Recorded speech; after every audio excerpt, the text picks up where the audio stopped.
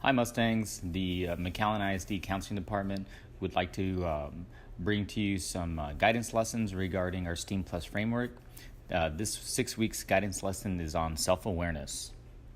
Self-awareness. So the meaning of self-awareness is knowing one's own attitudes, feelings, emotions, desires, strengths and weaknesses, and developing an accurate self-assessment of oneself. So it's knowing your opinion on how you feel, on what motivates you, and what drives you to be the person that you are going to be in life. There are key areas of self-awareness. These key areas include personality traits, personal values, habits, emotions, and psychological needs. So Mustangs, how do we create self-awareness? Well, we have some following methods. We could seek feedback from others, we could reflect on our own feelings and our behaviors, and we could take self-scoring tests, and you can find those online.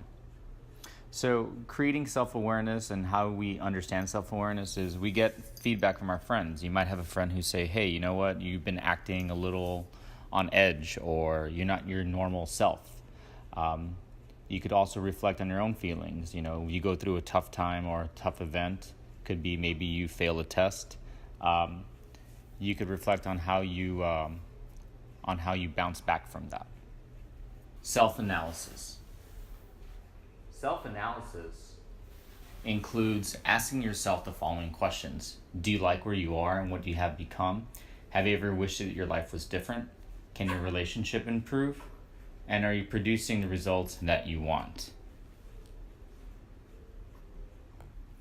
Essentially what this side is saying is ask yourselves, as a high school student, do you like what you have become at this point? Do you wish you can get maybe better grades or higher in your rank, or make that a specific athletic team? Have you ever wished that your life was different? So meaning, is there something in your life that you currently would like to change? Are you producing the results that you want? So if you really want to strive for, improving your grades or improving your relationship with people, are you doing the appropriate steps to do that? And that takes a lot of self-reflection and self-analysis. So with this self-analysis activity, we want you guys as a classroom to kind of think, pair, share. So pair up with someone next to you and think for a moment and identify the following. What are the areas that you normally excel? So the areas that you're very good at. What are some of the areas that you face difficulties? What kind of people, events, and things you like the most, and think about things that you dislike as well. So the kind of people, the kind of events, and the kind of things and activities you like to do, and the kind of people, events, and things that you might not like to participate in. Also think about the people and the events that bring you happiness and sadness, and think about the nature and extent of your openness you have with others. So for a moment, kind of think about these bullet points with the person next to you. What areas do you excel? What areas do you have difficulties? What kind of people, events, and things do you like to do and do not like to do? What people and events bring you happiness? And talk about how open you are and how willing you're open to be with other people. Okay, Mustangs, so we have this little chart here that kind of talks about a little bit of self-awareness, self-management, relationship management, and social awareness. It kind of just is a nice little infographic to kind of just see where we're at. People who, want recognition, to be recognized for the good things that they've done, and who are social, they'll find themselves on the upper right-hand corner under social awareness. They want empathy. They're empathetic, they're service-oriented, and they know how organizations work. People who are, driven by recognition, and they're kind of just stick to themselves. They have a self-awareness where they're emotionally self-aware. They have a lot of self-confidence, and they have an accurate self-assessment of themselves, and it goes on from there. So there's like a small kind of fun cartoon that the district counselors kind of came up with. So we have 3 stages of self-awareness. Remember, this is just a little fun cartoon. It's not really based on any scientific, data. But 3 stages of self-awareness. So one chicken says, you're an idiot, and the other one says, no, I'm not. The other one keeps on saying, you're an idiot, And the other chicken says yes. And then the other chicken who finally says yes says, I am an idiot. So like I was saying, with this cartoon, you're getting some feedback from a friend or from a coworker or from someone that you might have in your family saying, hey, you know what, I'm recognizing something, I want you to be reflective of it because maybe it is accurately happening. So here we have another infographic, and it's called the Maslow's Hierarchy of Needs. And these are things that everyone is required to have in order to have like a normal and functional livelihood. And it starts out at the very bottom, physiological. So we need to breathe, we need to have food, we need to have water, we need to procreate, we need to sleep. We need to have a sense of safety where we feel safe in our area. We need to have a sense of loving and belonging when we can have that with our friends and family. We could have a sense and a need for esteem, so self-esteem, confidence, achievement, and self-actualization. Accept facts, be creative, have a sense of morality. So this is according to the Maslow's Hierarchy of Needs. These are all the tiers that we need to be incorporating ourselves into in order to have a functional and productive life. So what is self-esteem? Self-esteem is your opinion of yourself. A high self-esteem is a good opinion of yourself, and a low self-esteem is a bad opinion of yourself. Self-esteem is a feeling I have about my self-concept. It's a subjective appraisal of yourself, either intrinsically, which is inside, or negative to some degree. Example, I perceive I'm an introvert and I feel proud of it. So self-esteem is how do you feel about yourself? As an individual, as a new father, as a counselor, as a human being, I have a very high positive feeling about myself. So I feel myself being a contributor and being someone that could be relied on. So I have a positive and growing self-esteem. Self-esteem is based on attitudes like your value as a person, the job you do, your achievements, how you think others see you, the purpose in life, your place in the world, your potential for success, your strengths and weaknesses, your social status and how you relate to others, your interdependence and ability to stand on your own feet. So we have high and low self-esteems. A high self-esteem is a high feeling of self-worth, being happy, feeling good, feeling confident, feeling courageous, and results in the motivation to drive and excel. Having a low self-esteem is feeling of helplessness, lack of motivation, depressed, fear, and you have no sense of meaning. So steps to self-esteem. Self-identity is basically identifying with your inner self and the innate qualities and not external self and roles. It's self-appreciation, self-worth, self-respect, self-acceptance, and self-belief. So individuals with self-esteem are active, courageous, competent. They have high self-esteem. They have a really good sense of optimism.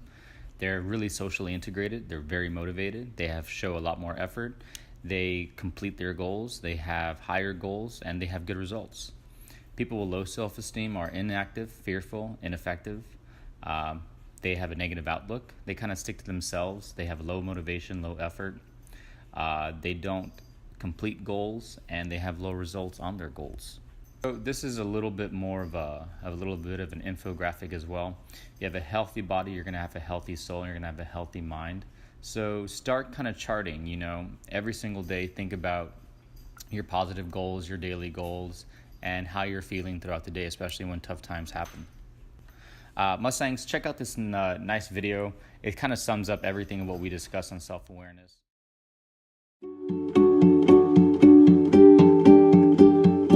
Being authentic requires that you first be aware that you are a creative and conscious being, a created self. Awareness is observing. It's being able to objectively watch what's happening inside of you as if it was happening to someone else. It is the observer that is in each of us. We are all born aware. As we grow, our sense of self-awareness develops and allows us to observe at a deeper level what we think, what we feel, what we say, and what we do. Consciousness is a part of your awareness that eventually branches off as it becomes shaped by the sources of influence in our everyday lives. Parents, teachers, peers, and even society as a whole. It is how we normally experience ourselves and and how we think we are perceived by the world around us. Being self-conscious, which is fueled by a fear of rejection, is when we make judgments about ourselves based on our own perceptions, as well as how we think we're being perceived by others. When we're being self-conscious, it's typically characterized by what we call our monkey mind, internal dialogue, or our negative self-talk. I'm not as smart as most people. I'm not good enough. I'm too fat. My nose is too big. I'm too this, I'm too that. I'm always, I never. Does any of this sound familiar? Have you ever told yourself something along those lines? Think about a situation that makes you nervous. Maybe it's giving a presentation. And if you hate giving presentations, have you ever listened to what you tell yourself before you gave one? Maybe something along the lines of, I'm not funny or witty. This is going to be a train wreck. What if someone asks a question I can't answer? You know, I'm going to look like a complete idiot if I screw this up. This is our self-critic talking. It repeats its message over and over, and it can often be meaner and harsher toward us than we've ever been towards anyone else. And once our self-critic has successfully convinced us that we are somehow subpar and less than worthwhile, we start to put measures into place to protect ourselves, to achieve, to gain approval, to seek applause, and to avoid rejection and painful situations.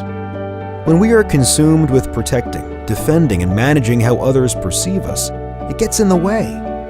We get in our own way of being aware and being who we really are. This keeps us from bringing our true self into relationships with others, and it keeps others from doing the same with us. The result is that nobody authentically shows up. Instead, we continue to run on autopilot and simply go through the motions. But really, who's in control? It's you. You are. You might think it's your self-critic, but it's you. And even though your self-critic will always be with you, you are the decider, and you get to control what you focus on. So by focusing on your awareness, on your observer, and watching yourself from a distance, you can make some observations. I'm being self-conscious right now. I'm feeling calm and happy. Or I'm experiencing anxiety and stress. And through these simple statements of observation, you are better equipped to choose to be your authentic self. Thank you for listening and participating in this activity. We'll see you next 6 weeks with another guidance video. Thank you again. Appreciate it.